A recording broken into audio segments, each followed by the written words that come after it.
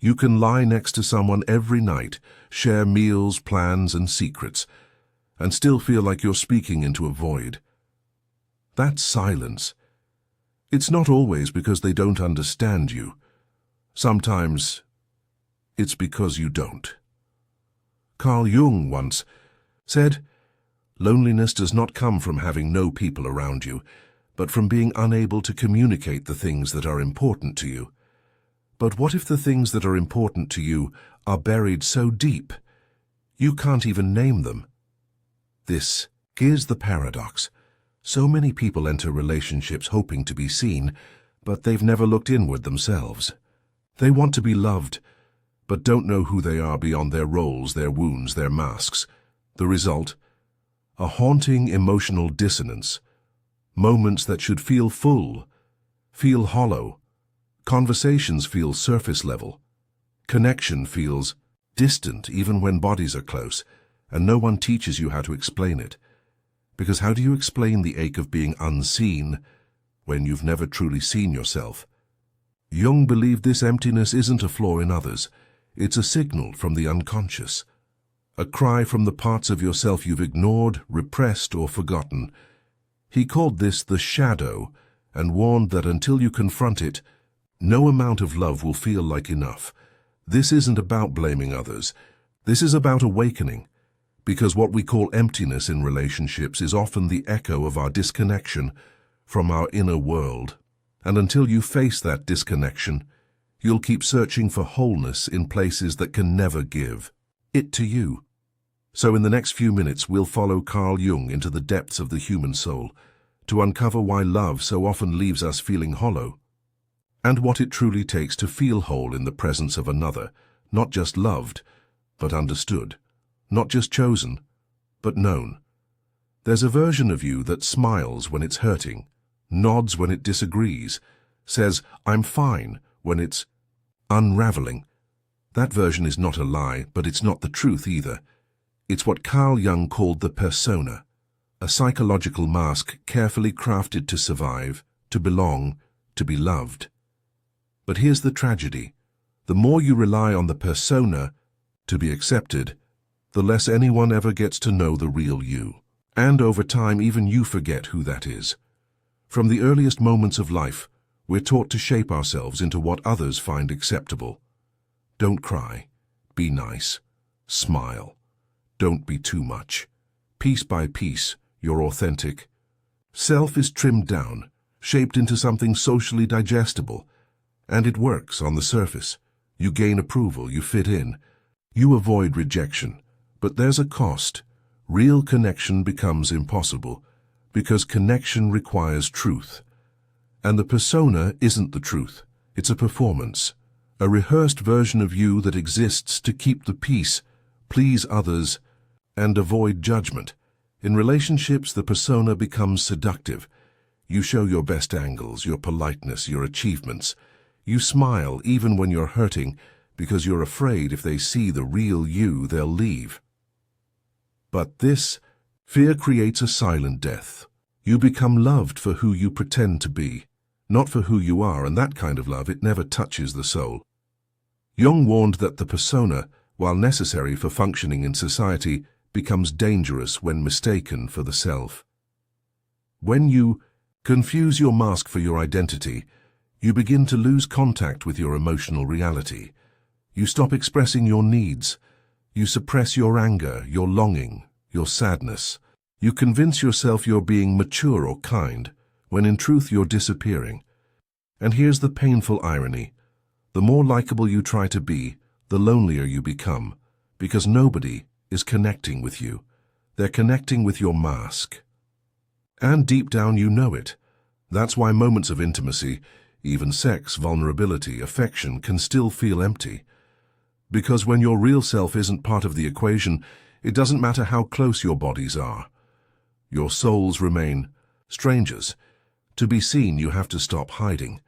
To be known, you have to risk being rejected for who you truly are. That's the terrifying part. But it's also the only path toward love that nourishes rather than drains. The persona will always be there. We need it to navigate society. But the goal isn't to destroy it.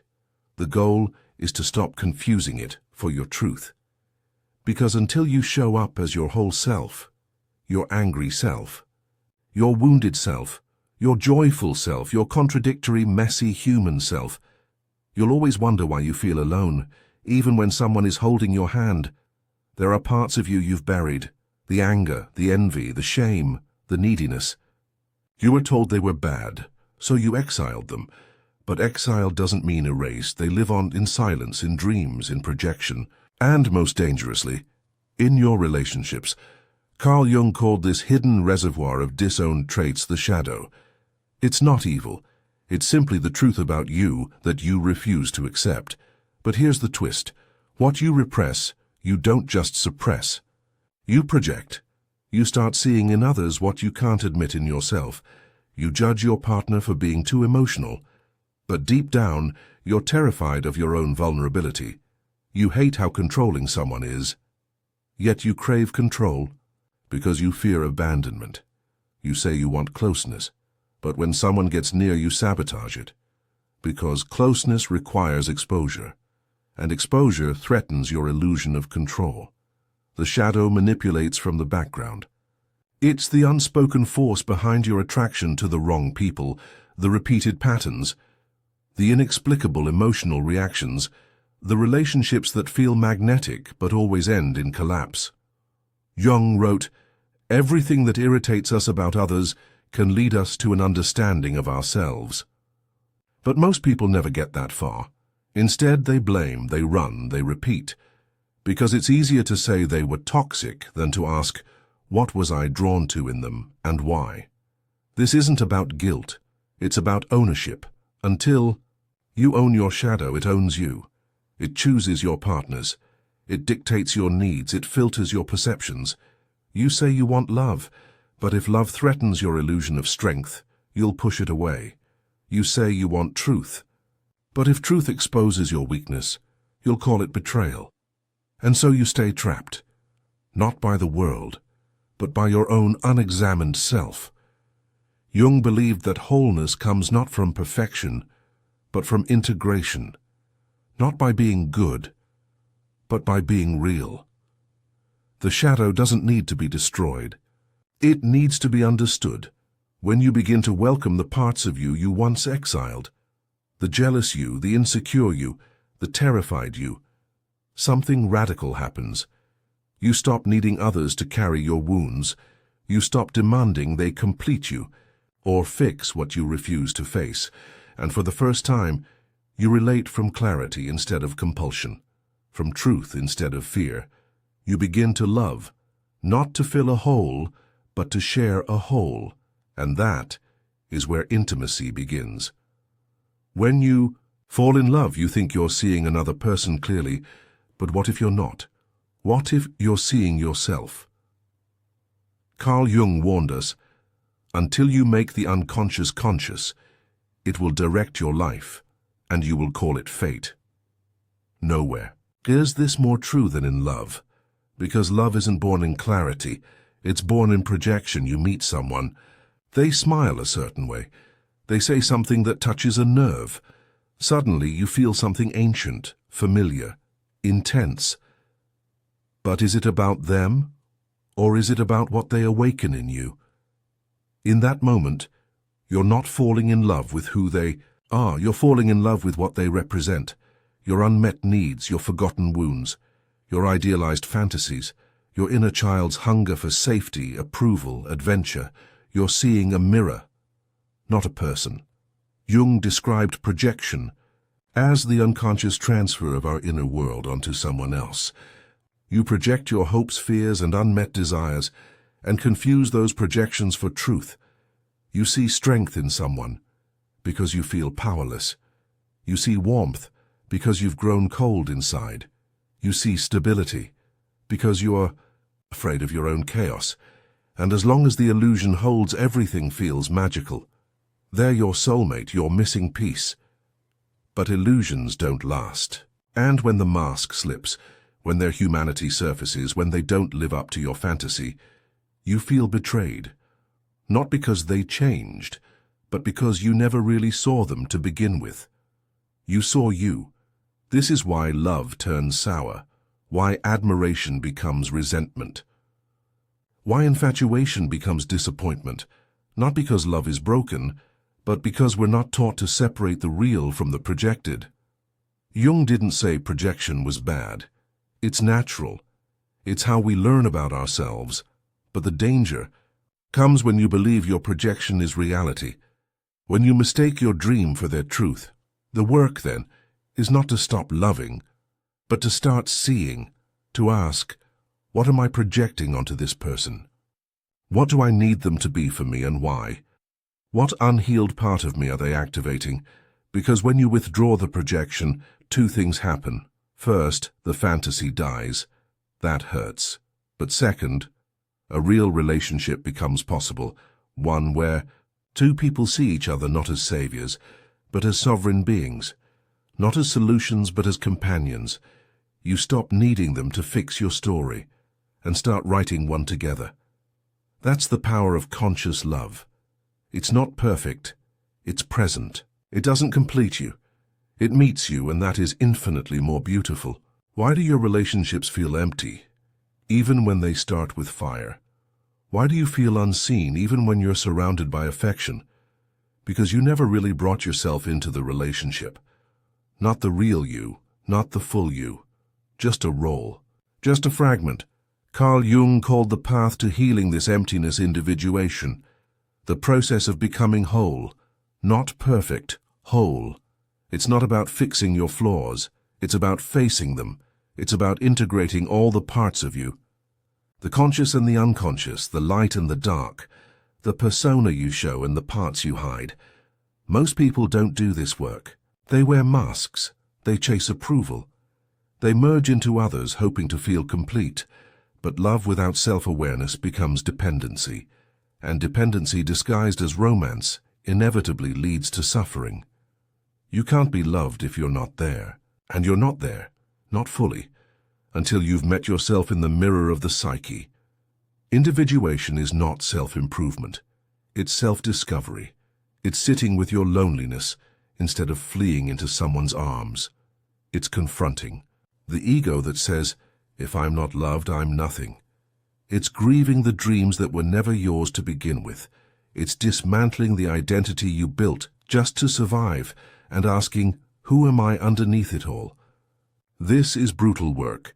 Most avoid it, because it's easier to chase a new partner than to confront your inner chaos. Easier to blame love than to look inward and admit, I don't even know who I am yet. Jung said, the privilege of a lifetime is to become who you truly are, not what the world told you to be, not who your parents needed you to be, not what your trauma shaped you into, but you integrated, aware, whole. When you walk the path of individuation, you stop entering relationships to get something. You start entering to give something, to share your clarity, not outsource your identity. You become magnetic, not because you're perfect, but because you're real. Love becomes lighter, deeper, freer. You no longer cling, you connect. You no longer beg, you build. You no longer repeat the past. You choose the present. And most of all, you stop being afraid of being alone. Because you're not alone anymore. You have you. That's the only way out of the void. Not another person, not another fantasy, but a journey inward. Through the shadow, through the projections, through the wounds, until you emerge whole. That's when love can finally begin. You grew up believing love would save you. That somewhere out there was someone who'd understand you completely, who would fill every gap, heal every wound, and never leave. That's not love, that's a myth. Carl Jung warned that the more unconscious you are, the more you project divine fantasies onto human beings. And those fantasies always collapse, because no one can carry the weight of your salvation. Not your partner, not your soulmate, not the person you keep hoping will complete you. Romantic idealism is beautiful, but it's also dangerous. It teaches you to expect wholeness from others when you've never pursued it within. So you fall for someone who seems perfect. You write stories about them. You assign them roles: rescuer, nurturer, protector. And for a while it works, but eventually they disappoint you. They're human, flawed, inconsistent. And when they break the fantasy, you don't just feel hurt. You feel betrayed, but you're not really angry at them. You're angry at reality for not living up to your dream. This is the tragedy of modern love. We demand transcendence from something fundamentally human.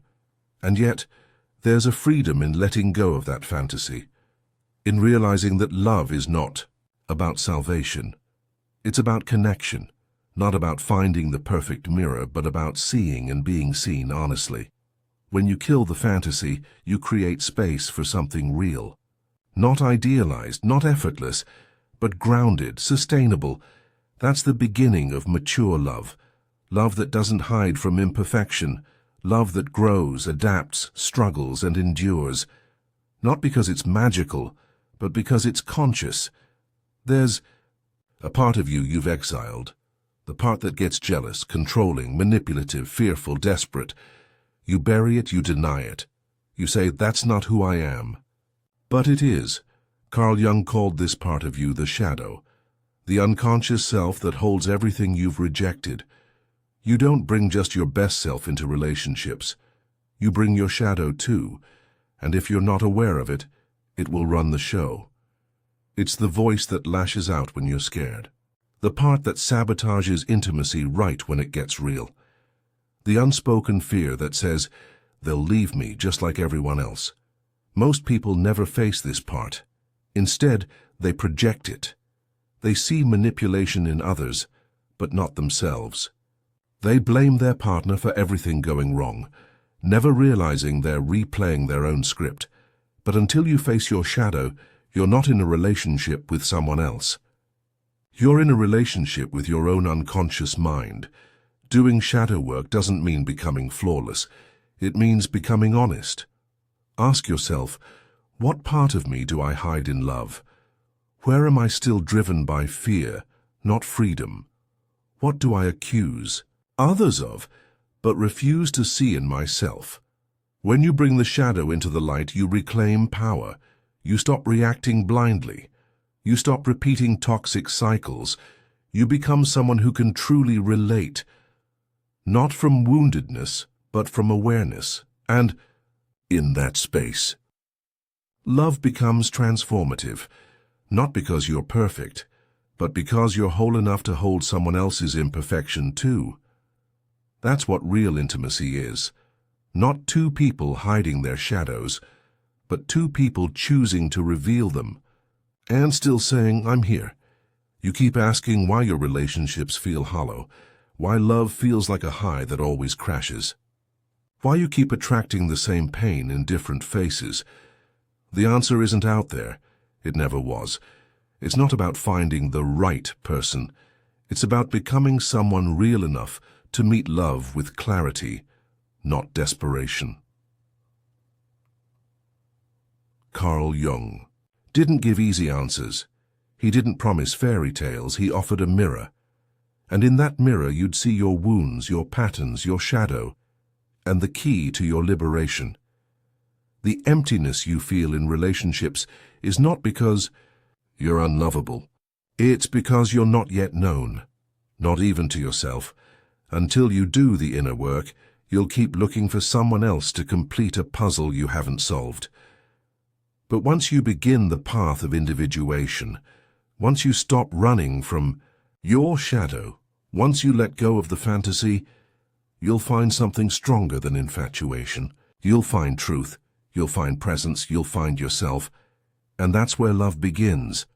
Not the kind that consumes and confuses, but the kind that sees, the kind that builds, the kind that lasts. So here's the real invitation. Stop chasing. Start facing.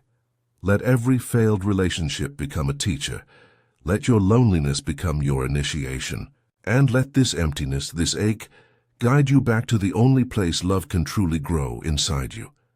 If this message spoke to something deep inside you, don't just walk away inspired. Walk away changed, because what you do next will decide. Whether you repeat your past or rewrite it, subscribe for more journeys like this. And remember, the relationship you have with yourself is the one that sets the tone for every other.